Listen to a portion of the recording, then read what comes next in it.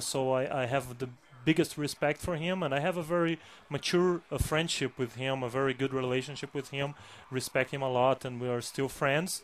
But I have my team in Brazil, UDL in Curitiba, and I love my team, and I love my family. I love my habits to stay on my city, to do my day-by-day routine, which is training, sleeping, and eating, which is something that I love. And I Which really... one does he like more? O que você gosta mais? Sleeping, Comer, dormir ou treinar? Depends. I like eat, but I like three. I like eat, sleep, and trainer. Which one do you think we like best? O que você acha que eles preferem? I eat, I think. Oh, come on, you couldn't be nice. But so, as he says, it's very hard for him to break those habits and to change that. That's how he feels good, and it's very important for him to feel good. So it's very important for him to keep that routine. Things would have to be very bad, very, very, very bad at his team in Brazil for him to move to the U.S. and train here. But that doesn't affect the fact that he has a very good relationship with Master Rafael. All right. You guys ready to talk to some MMA junkies? Pronto para falar com os fãs? Yes, MMA of junkies? course. Okay. Let's talk to some MMA junkies. We got Jeffrey from L.A. What's going on, Jeffrey? It's the J to the E to the double F. Woo! Re!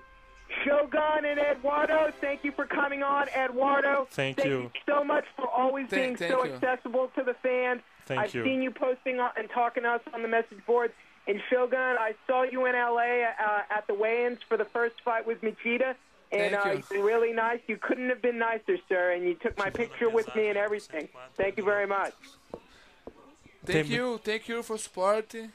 Yeah, thank you very much. I try to remain accessible because people don't know, but I really started out in MMA like 14, 15 years, whatever ago, as a fan in the forums, crazy. So I have a lot of respect for all the fans, and like Shogun always says, the fans are the reason that we have a job, you know what I mean? They pay our bills, per se. And the Shogun is a very down-to-earth guy. He loves interacting with the fans.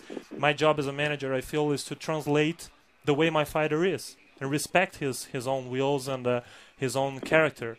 So we are friends first. We have been friends even before he was a fighter, so we're still the same, and it's a pleasure. Thank you very much. I got my Shogun action figure at home, posed with the UFC title belt. Com o cinturão novo. Obrigado e compre também as outras edições que estão vindo aí. Thank you very much, and buy the others. I mean, I have like 10 action figures out very soon, so. Thank you. All right, so my question for Shogun is like, how is his rehab going? And does he feel like there won't be any ring rust issues or any problems with adjusting when he will hopefully face Rashad Evans early next year? I'll take it off the air. Guys, thank you so much, and tapohada! Thank you. Pergunta dele para você é se como está a sua recuperação, sua reabilitação, e se você tem alguma preocupação de ter alguma enferrujada quando você voltar a lutar, tipo sentir o tempo parado para lutar com o Rashad. Não, na verdade eu estou 100% já. Eu devo estar decidindo a minha volta agora em semanas, conversando com o Dana White e com o Lorenzo, mas eu não tenho nenhum receio não. Eu acho que meu joelho, em nenhum momento senti dor, nada. Nunca minha vida senti dor no meu joelho. Quando machuquei mesmo, mas não é uma coisa crônica, assim. É uma coisa que realmente machuquei o ligamento só. Mas o menisco, já está tudo inteiro. Então, eu não me vejo parando por causa do meu joelho. Sim, parando por causa que vejo que meu corpo não responde mais. E eu tenho certeza que vou voltar 100% e vou treinar bastante para corresponder ao carinho dos meus fãs.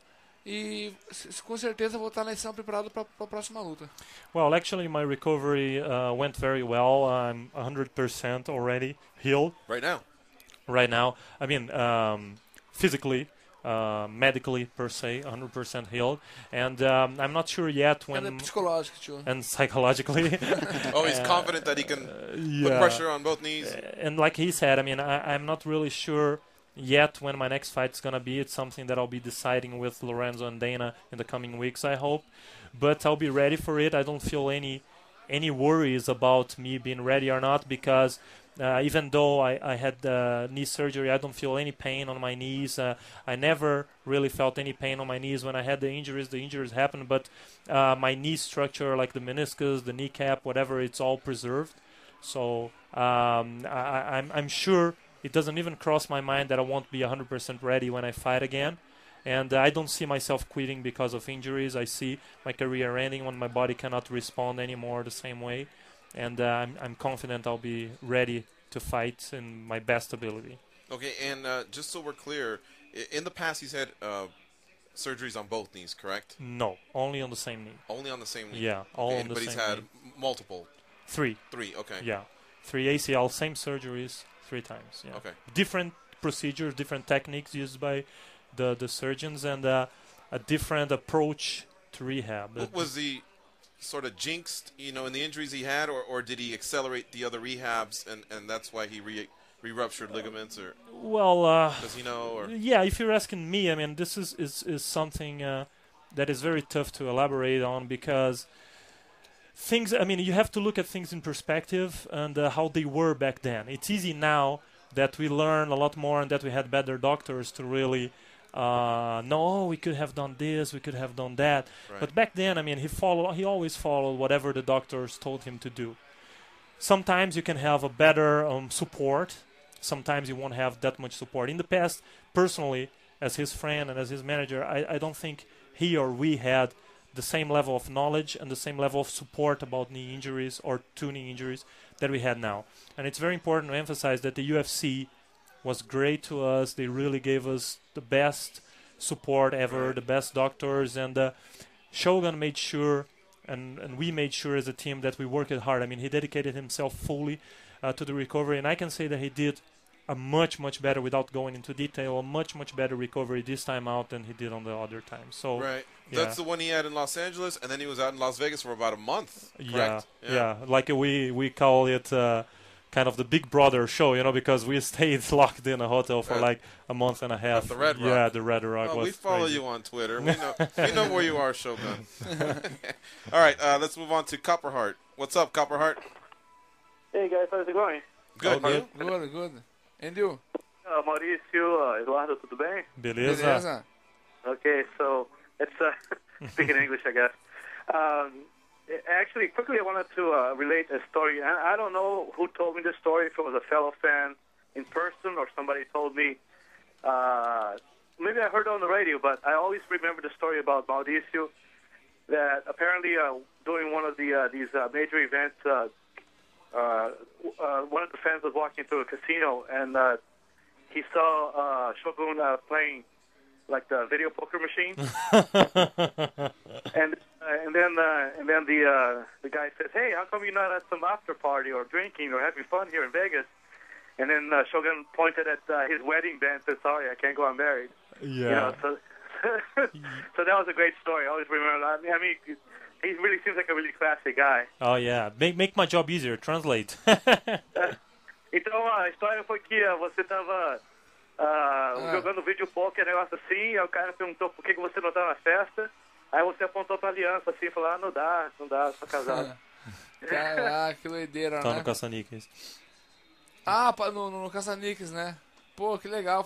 Faz tempo isso aí? Faz quanto tempo?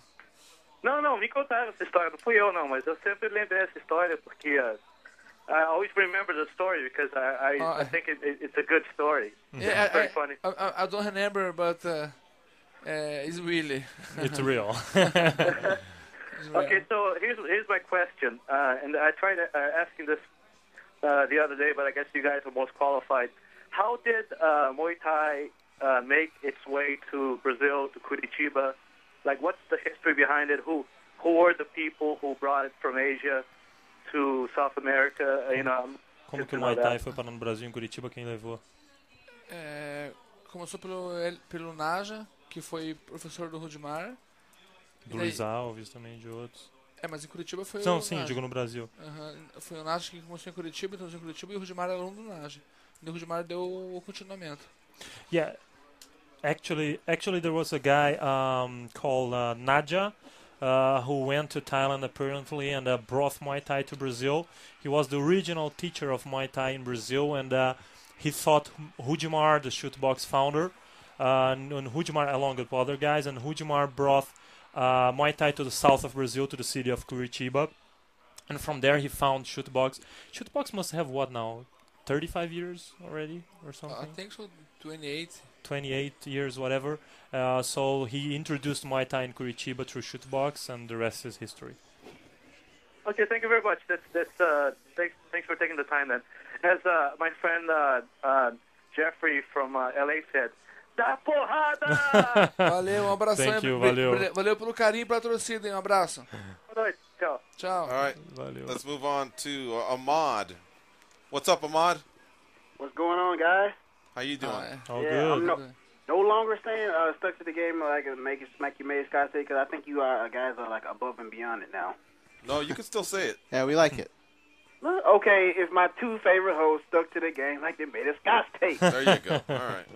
All right, Shogun, how you doing, man? Como é que você tá? I'm very good, I'm 100%. All right, I have two questions for Shogun. First question is with the fight with Rashad, because both of you are my favorite fighters in the UFC at light heavyweight. Because and when you do fight, I'm not going for either of you because I like both of you. But my question for you is for Rashad.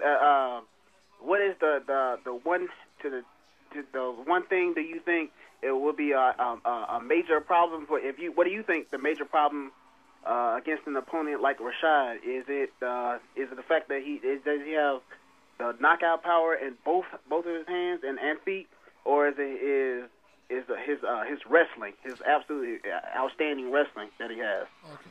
Você e o Rashad são os dois lutadores favoritos dele. Na sua opinião, qual é o maior perigo que o Rashad apresenta? É ele ter poder de pegada nas duas mãos, no soco, ou o wrestling dele? Eu acho que o Rashad é um atleta bem completo, assim. Mas eu daria ênfase ao boxe e na verdade, o Rashad é um cara bem completo, né? Ele tem um ground and pound bom, é bom de wrestling e bom de boxe, né? Mas eu daria ênfase ao boxe e ao wrestling dele, né? Que ele é muito bom nisso, né? Ele é especialista nisso, no boxe e no wrestling.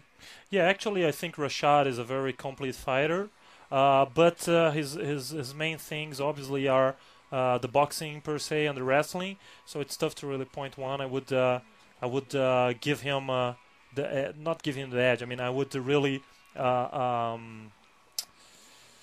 really emphasize and really give props for him on the boxing and the wrestling, and it's tough to really pick one. Okay.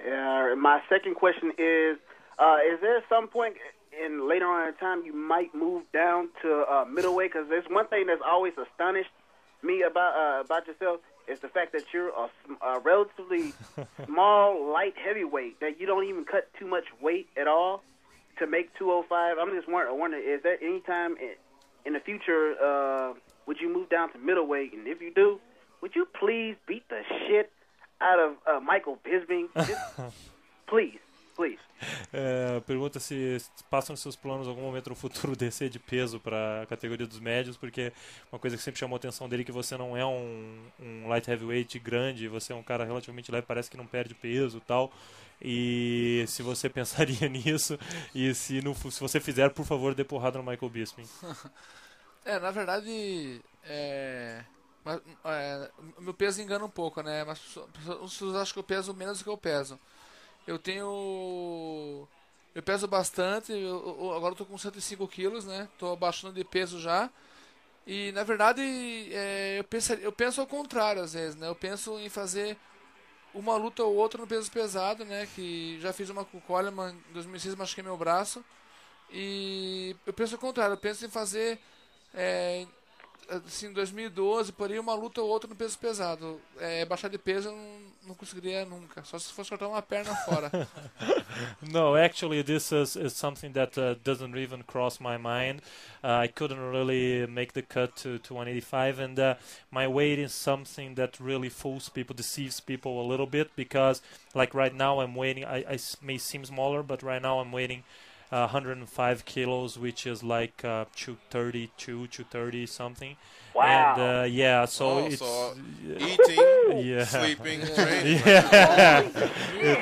Eat a little bit. Yeah, this time. It's not really possible, and I much on the contrary. I think to maybe in 2012 or something to do some random fights at heavyweight, maybe.